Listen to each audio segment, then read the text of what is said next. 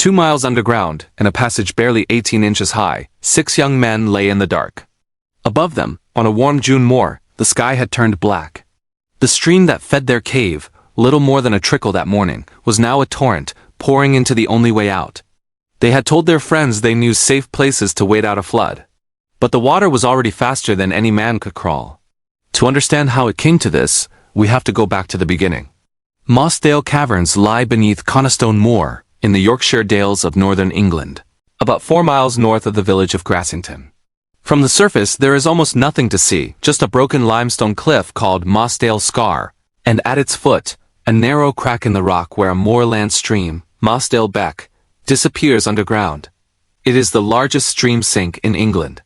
The water that vanishes here does not come out again for nearly 4 kilometers, resurfacing far to the south on the River Wharfe.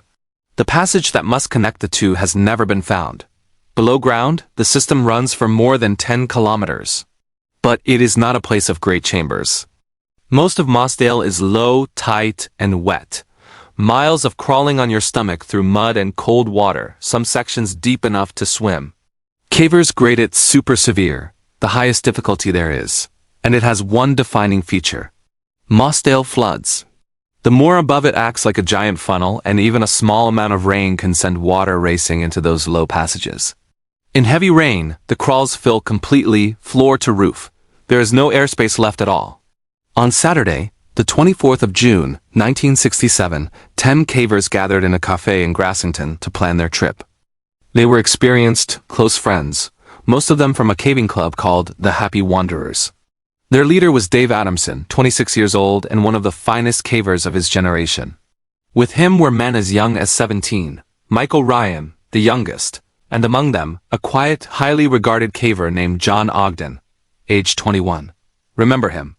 Their plan was to push to the far end of the known cave, to dig and blast at the southernmost point, hoping to find the missing link to the resurgence miles away. They knew the forecast. Thunderstorms were possible that afternoon, but they were expected mainly in the south of the country, far from the Dales, and the moor had been dry for weeks. The 6 who intended to go deep believed something else, too. They believed that if water ever did rise, they knew of places inside the cave where they could safely sit and wait it out.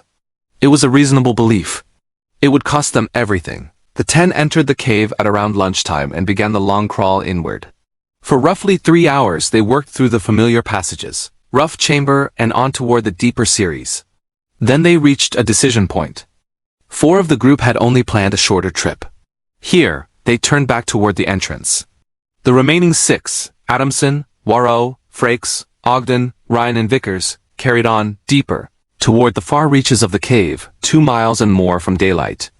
It was a small decision, made without a second thought. It split the party in 2. One half would walk out into the evening. The other half would not. Here is the danger that Mossdale hides. A cave like this is a drainage system. All the rain that falls across the moor above collects and pours through a single narrow throat of rock, the same entrance the cavers had used. When a storm hits the surface, that water does not spread out, it concentrates. In passages only a foot or 2 high, a rising stream has nowhere to go but forward, filling the crawl to the roof and sealing it, faster than a person lying flat in the mud can move against it. Above ground, as the 6 pushed on, the afternoon light was beginning to change. It is late afternoon on the moor, and the sky breaks open. The storm comes fast and hard. Rain falls in sheets across Coniston Moor, and every drop of it runs downhill toward one place.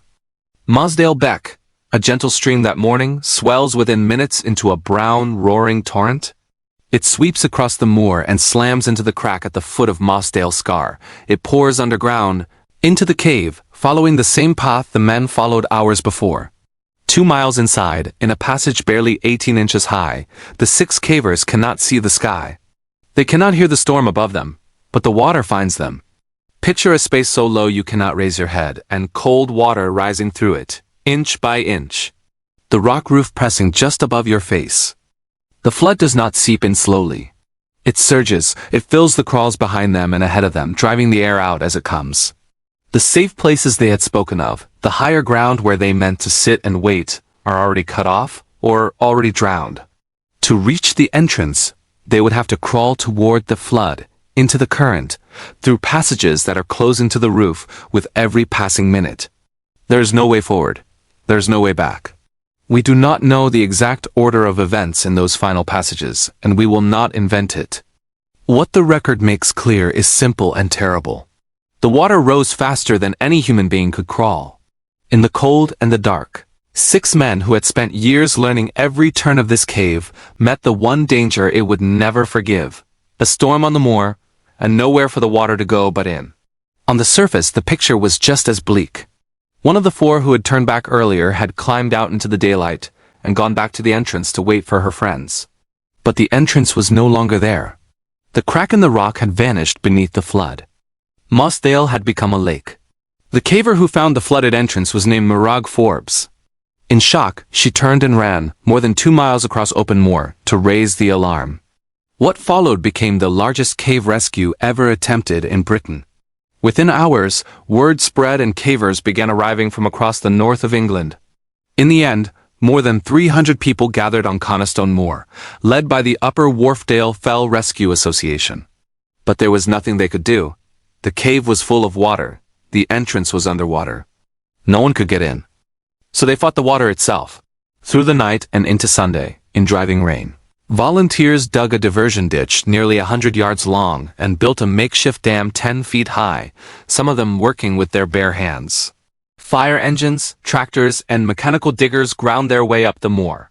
Fire pumps were brought in to push the beck away from the entrance. Slowly, it worked. The water level began to drop. Only on Sunday, more than a day after the storm, could anyone finally enter the cave. The first man in was a caver named Tony Waltham, one of the very few present who had ever been into Mossdale before. He crawled inward, alone, into the passages where the 6 had gone. And there, wedged in the low crawl, he found the first 2 of them. He forced himself to crawl over them and found 3 more beyond. 5 bodies. But only 5. The 6th was John Ogden. John Ogden was an expert, and for a short time there was hope. Some believed he might have found a pocket of air, some higher space where he could survive and wait for rescue. Search teams went back in. Bob Leakey, the man who had first explored Mossdale back in 1941, now 53 years old, led one of them. They searched for 3 days. When John Ogden was finally found, it was clear he had fought to the very end. He had pushed himself up into a crack in the roof of the passage, reaching for the last of the air. He did not make it. 6 men had entered the far reaches of Mossdale Caverns. None of them came out alive. There was no single failure to blame. Instead, there was a chain of small, ordinary judgments. The moor had been dry for weeks, so the risk felt low. The forecast had placed the worst of the storms far to the south, and the 6 had believed, as many experienced cavers did, that they could always retreat to higher ground and wait out any flood. But Mossdale is not an ordinary cave. Its passages are too low and too long, and its floods come too fast. When the water rose, it did not leave time to retreat, and the higher refuges they trusted were sealed off before they could reach them. The very knowledge that made them confident was the thing the cave used against them. Recovering the bodies had cost the rescuers enormous risk, and the coroner ruled that the cave should be sealed and the men left where they lay. For a time Mossdale became their tomb, but their friends could not leave it there. Around 3 years later, a small group of experienced cavers went back in, carefully, in safe conditions, and moved the 6 to a high chamber above the reach of any flood.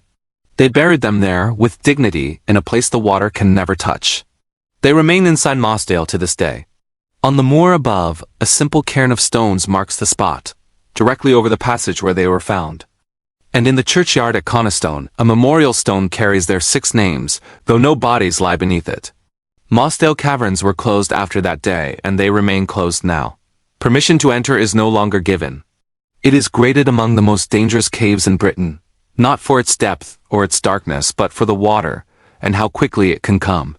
Somewhere in the dark beneath Coniston Moor, 6 friends still lie together, in a cave that on a dry summer morning, gave no warning at all of what a little rain could do.